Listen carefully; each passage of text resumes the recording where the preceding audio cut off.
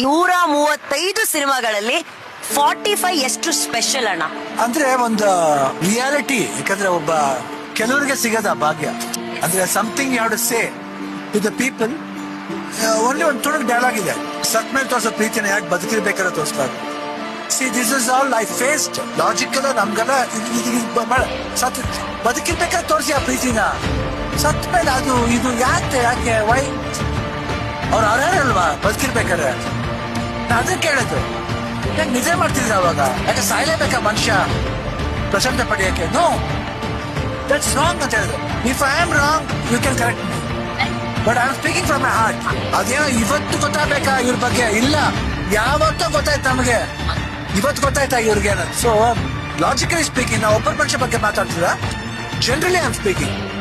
ಯಾರೇ ಇರ್ಬೋದು, ಅದು ಹೋದ್ಮೇಲೆ ತೋರ್ಸೋದಲ್ಲ. ಇದ್ದಿರ್ಬೇಕಂತ ತೋರಿಸ್ತೀವಿ, ಹೋಗ್ಬೇಕಂತ ತೋರಿಸ್ತೀವಿ.